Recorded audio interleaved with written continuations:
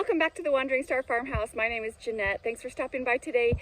And as we have grown more and more of our food in our garden, we've kind of had to learn new ways to cook and new recipes to use up all the things that are coming in from our garden. When I'm growing these foods in the garden, I like to kind of do what I call a showcase meal, where I really make this thing that we've been growing like the star of the meal to really show it off and enjoy it.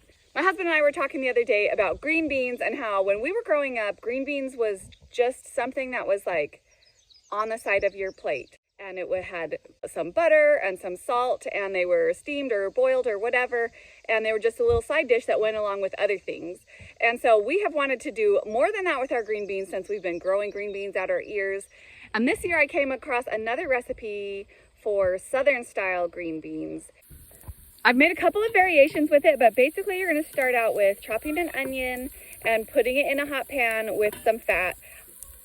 We've been using our homegrown lard lately, but also you can make this with bacon and use the bacon grease to cook these onions and let those onions start to soften. And then I'm going to add in the sliced smoked sausage because I like to get these a little bit brown, and add in some garlic at this point too, but you don't want to overcook your garlic. Once the sausage is a little bit browned, then you can add in the green beans and just kind of blister the skins just a little bit.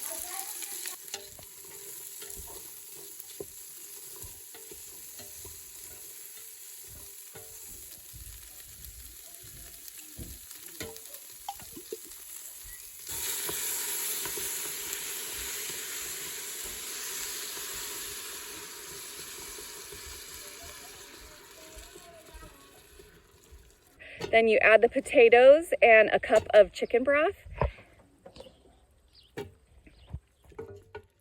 Season with some salt and pepper, and then put a lid on and let this simmer for about 20 minutes or until the green beans and potatoes are softened. Then you dish it up and it's kind of a little bit saucy with these green beans, potatoes, and sausage. I've made it by switching out the sausage for bacon before too, and that was delicious. And I used gold potatoes this time, but I used russet potatoes last time, so you really can switch it up a lot. It's funny because I was talking to a woman from here and she's like, I was explaining to her this new recipe that I had found, and she said, "Girl, around here that's just what we call green beans."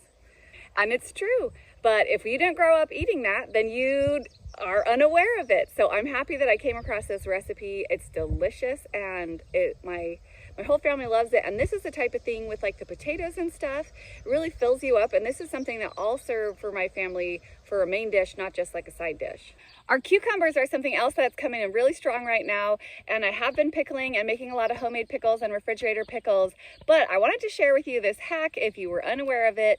It's kind of a cheater way of making pickles. If you have a jar of store-bought pickles that you use up, then you can actually use that same brine again to make your own pickles. We didn't quite make enough homemade pickles last year, so we were buying pickles the last couple of months.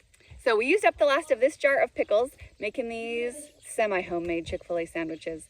So then I had this jar of brine left over, and what you do is you take this brine and you heat it up till it's boiling. You can do this in the microwave or on the stove, and that just kind of kills any bad bacteria that might be growing in the brine.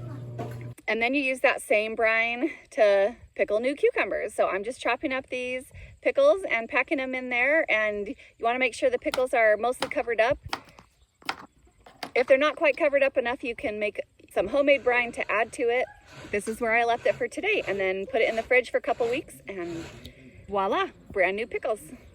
Exciting things are going on in the garden right now. We finally have our tomatoes ripening and turning red, and we're just having a really great garden season.